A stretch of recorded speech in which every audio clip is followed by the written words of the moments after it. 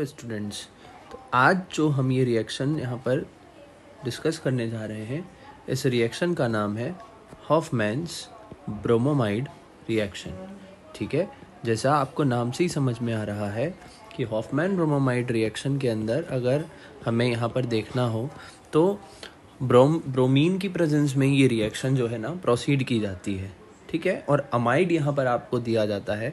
जैसे अगर हम देखें तो यहाँ पर आपको कोई अमाइड ग्रुप दिया जाएगा, जैसे यहाँ पर CH3CONH2 अगर दिया गया है तो इसकी रिएक्शन अगर आपको ब्रोमीन के साथ किसी बेस की प्रेजेंस में कराने के लिए दे दी जाए, जैसे Br2KOH लिख दे या फिर इस तरह से KOBr लिख करके दे दे, तो याद रखिएगा ऐसे में जो यहाँ पर प्रोडक्ट आपको ऑब्टेन होगा that product will be 1 degree amine. ठीक है, तो 1 डिग्री अमाइन हम इस रिएक्शन में ऑब्टेन कर सकते हैं। और जो इस रिएक्शन के बाय प्रोडक्ट्स होंगे जिस पे हमें बहुत ज़्यादा फोकस नहीं करना है वो होगा KBr, K2CO3 और H2O। लेकिन हमें यहाँ पर ये सब चीज़ ध्यान नहीं रखनी होती है। हमारा मेन काम है यहाँ पर कि हमें यहाँ पर जो है इस हॉफमैन ब्रोमाइड रिएक्शन के अंदर ये चीज़ समझ में आ जाए कि यहाँ पर किस तरह से एक अमाइड ग्रुप अमाइन ग्रुप में कन्वर्ट होता है। ठीक है, आइए अब हम यहाँ पर इसकी मैकेनिज़्म को देखते हैं कि मैकेनिज़्म इसकी क्या कहती है। तो let's see mechanism of this reaction. देखिएगा, जब आप इस रिएक्शन की मैकेनिज़्म की बात करते हैं तो सबसे पहले जो यहाँ पर आपको बेस दिया गया है, ठीक है, ये बेस यहाँ पर इस अमाइड के साथ में रिएक्ट करता है। किस तरह से, जैसे यहाँ पर जो ये KOH होता है, ये KOH इज़ अ बेस, ये यहाँ पर प्रेजेंट एसिडिक हाइड्रोजन जो कि यहाँ नाइट्रोजन से जुड़ा हुआ है, इस एसिडिक हाइड्रोजन के साथ में इसे ये ट्रैप करता है। और यहाँ पर सबसे पहले एक तरह से आप कह सकते हैं कि यहाँ पर एक सॉल्ट का फॉर्मेशन हो जाता है कुछ इस तरह से। ठीक है, लेकिन ये रिएक्शन अभी सिर्फ हमने इनिशिएट की है through the acid base reaction.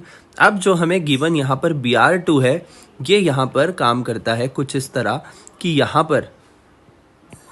यहाँ पर आपको Br2 जो है इसका काम अब शुरू होता है, क्योंकि हमें पता है कि Br एक अच्छा लिविंग ग्रुप है। तो यहाँ से इस रिएक्शन में ये जो Br है यहाँ से लीव करेगा और ऐसे में ये नाइट्रोजन पर प्रेजेंट जो यहाँ पर निगेटिव चार्ज है ये इस Br पर अटैक करेगा।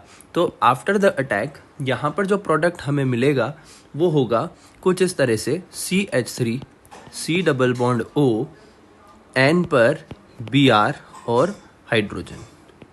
ठीक है, तो यहाँ पर जो ये Br लगा है ये फिर से लीव कर सकता है, तो फिर से यहाँ पर, लेकिन अगर हम चेक करें बेटा तो होती है एसिड बेस रिएक्शन, क्योंकि एसिड बेस रिएक्शन ही हम कहते हैं कि सबसे फास्ट रिएक्शन है। तो यानी हमने 1 मोल फिर से बेस लिया और यहाँ पर जो प्रेजेंट हाइड्रोजन एटम है, ये प्रेजेंट हाइड्रोजन एटम यहाँ से अपना इलेक्ट्रॉन लेकर के यहाँ पर once again acid base reaction करने वाला है।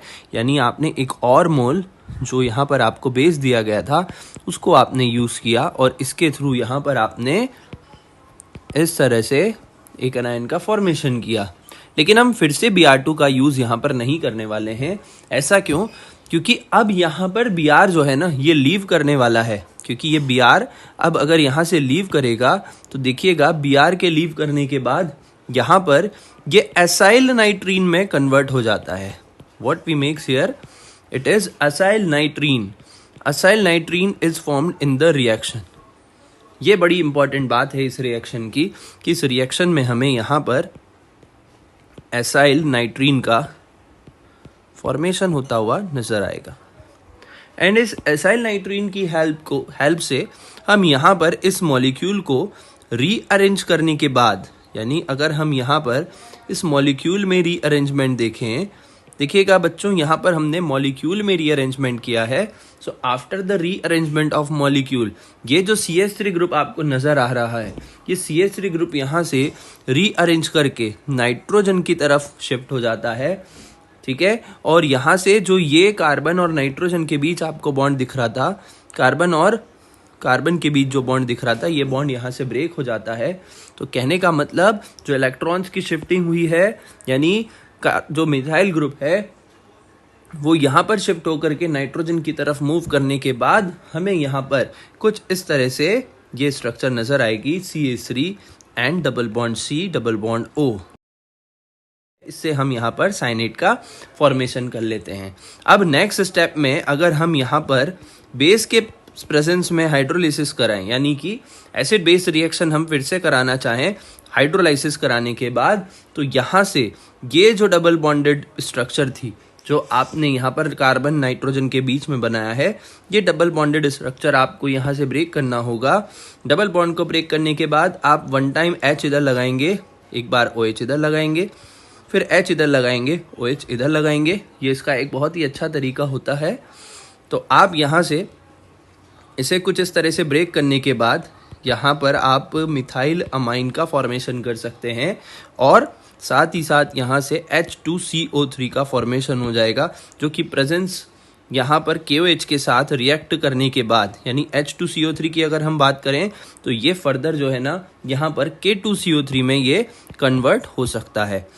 ठीक है, so what we get finally is CH3NH2 and K2CO3।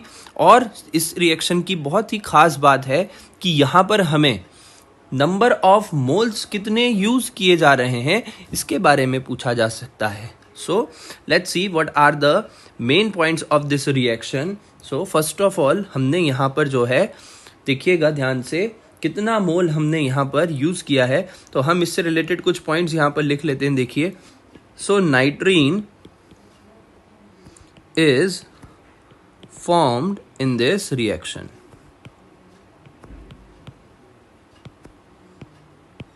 सबसे इंपॉर्टेंट बात, एंड अगर नाइट्रीन इस रिएक्शन में हमें फॉर्म हुआ है तो वी कैन से कि यहाँ पर इस रिएक्शन में हमें ऐसे ग्रुप्स को यूज करना होगा जो कि इलेक्ट्रॉन डोनेटिंग नेचर शो करते हैं। यानी कि अगर इलेक्ट्रॉन डोनेटिंग ग्रुप्स यहाँ पर अमाइड पे आपको लगा करके दिए जाएं तो they increases the rate of reaction. So कहने का मतलब इलेक्ट्रॉन डोनेटिंग ग्रुप्स इंक्रीजेस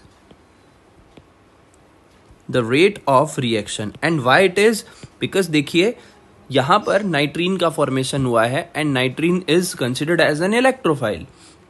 तो जब हमें इस रिएक्शन में इलेक्ट्रोफाइल का फॉर्मेशन होता हुआ नजर आएगा तो इसका मतलब हम कह सकते हैं कि यहाँ पर हमें इलेक्ट्रॉन डोनेटिंग ग्रुप्स को ही यूज करना होगा। सो इलेक्ट्रॉन डोनेटिंग ग्रुप्स यहाँ पर यूज किए जाने से इस रिएक्शन की रेट को यहाँ पर इंक्रीज होती हुई नजर आएगी। So rate of reaction increases by the use of electron donating groups. Okay, and how many moles we have taken of this base, जैसे KOH हमने जो यूज किया था, आप अगर यहाँ पर काउंट करेंगे बच्चों तो ध्यान से अगर आप चेक करें तो देखिएगा कितना मोल स्टार्टिंग में हमने KOH को यूज किया, फिर उसके बाद हमने फिर से एक और एसिडिक एच निकालने के लिए यूज किया, एंड फिर से हमने यहाँ KOH को लास्ट में यूज किया था और इसको हमने 2 मोल्स यहाँ पर भी यूज किया था लास्ट में एसिड बेस रिएक्शन करवाने के बाद। So finally we get total 4 moles of KBr in this reaction।